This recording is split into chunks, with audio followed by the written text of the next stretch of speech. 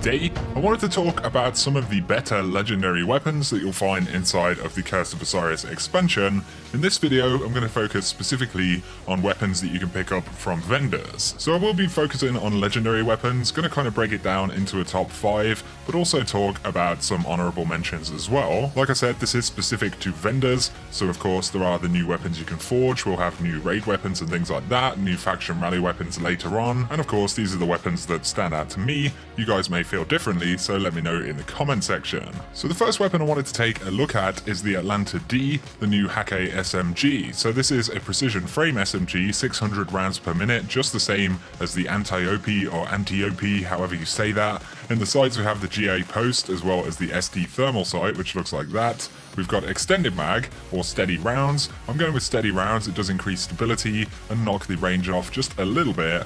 Finally though, we have tap the trigger, grants a short period of increased stability and accuracy on the initial trigger pull. So overall this SMG handles incredibly well and it's very stable. Of course the anti-OP does have kill clip, so that's one of the kind of appealing things about that SMG, but the archetype in general, 600 rounds per minute, especially these Hake ones, are very good. Statistically, anti-OP does have quite a bit more range than this, but the Atlanta makes up by having a fair amount more stability and nearly double the handling stat as well. So where anti-OP is really focusing on range as well as doing damage, the Atlanta actually has better stability and better accuracy. Although you will definitely notice the range difference on the Atlanta, but I gotta say, overall, you know, having tapped the trigger combined with steady rounds and higher base stability and higher handling, it's definitely a really solid SMG. In really close range engagements, especially against single targets, I feel like this thing actually has a slight edge, although in general there isn't, you know, a lot in it between these two weapons. Anti-OP definitely is more effective at range. Either way, if you're into this kind of SMG, absolutely you should look out for this one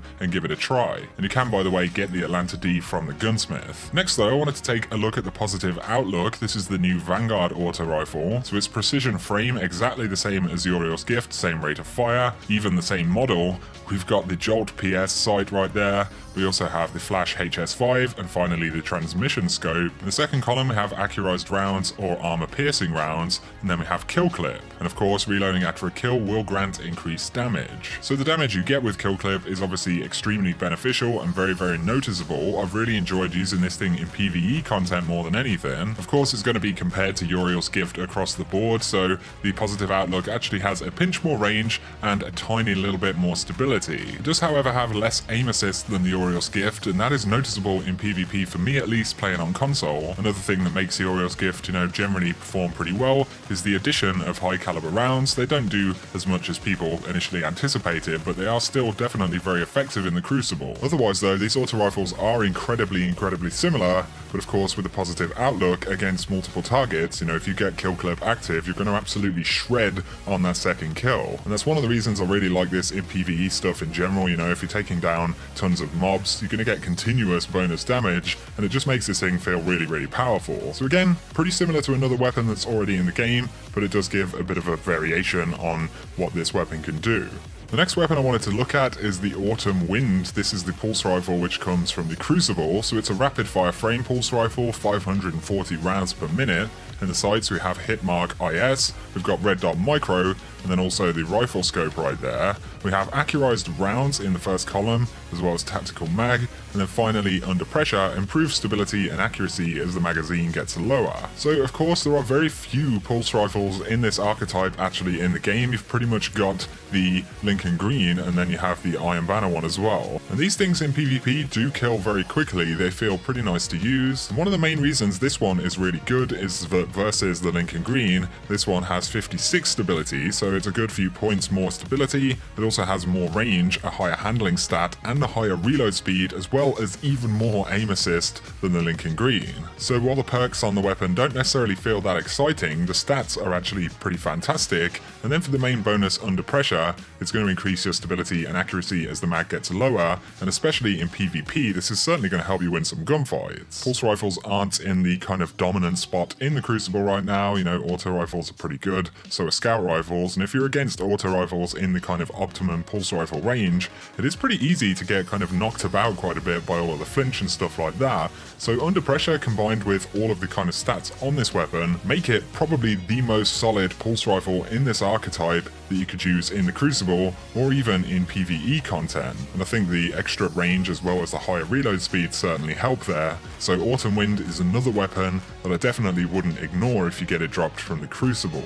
Up next though, we have the classical 42. This is a new Soros rocket launcher, so it's adaptive frame. We've got quick launch as well as confined launch and volatile launch. We have alloy casting as well as implosion rounds and the all-important cluster bombs. Alloy casting is pretty nice because it increases your reload speed by a good amount, and that definitely is something which is nice on a rocket launcher like this, considering generally this archetype with cluster bombs is pretty good in PvE content. Of course, having the option of implosion rounds increasing projectile speed is going to make it, you know, appeal that little bit more in the Crucible. Overall, as far as good rocket launchers go, this thing doesn't break the mold whatsoever, but where Sins of the Past has a really high blast radius and the Curtain Core has a really high velocity, this one kind of sits a little bit more in the middle, so there is a bit more of a trade-off between the velocity and blast radius stat. Not that they are hugely noticeable in most content, you know, as long as they're reasonably close to each other. Again, this doesn't break the mold, but it's just a solid rocket launcher, and I think it'll certainly sit in that kind of top 3 legendary launchers, so it's worth mentioning. The final weapon in the top 5 would be the Metronome 52. This is a new Soros scout rifle that comes from Gunsmith.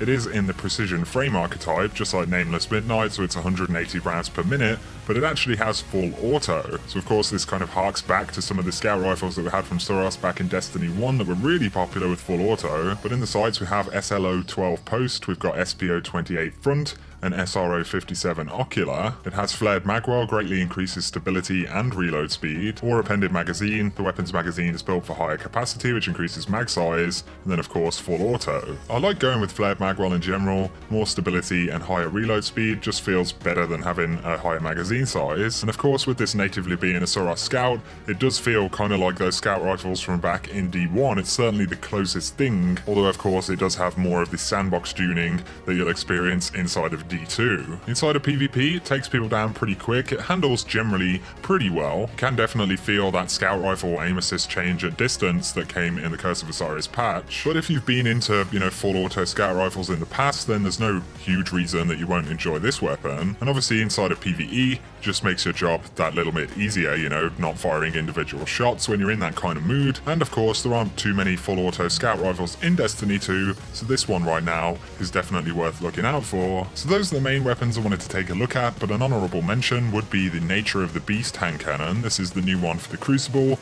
Interestingly, you'll see that it's 180 rounds per minute, so it is in a new hand cannon archetype. It also has the new kind of hand cannon animation that we saw on one of the Osiris themed weapons, but it's precision frame right there. We've got crossfire HCS and steady hand HCS. We've got appended mag, accurized rounds, and finally Dragonfly. So it is nice to have a hand cannon with Dragonfly, nowhere near as effective as Firefly from back in the day, but it's still pretty cool. This weapon kind of makes me think more of a hybrid between a hand cannon and a sidearm. It fires much faster than most hand cannons, and you have the kind of sidearm-esque animation as well. And it certainly feels pretty strange the first time you use it, you know, it's no better Devils, it doesn't feel anything like most hand cannons we've used in the game, and you have to be kind of used to the idea that you're going to pump more rounds into things to actually kill them. I don't think it's a godly weapon by any means, but being a hand cannon with Dragonfly, also in this archetype which is pretty unique, it's definitely worth trying out. Another weapon that's pretty standout comes from the Gunsmith, and that is the Eulogy S14 sidearm from Omelon. It's 491 rounds per minute, so it's in the same archetype, I believe,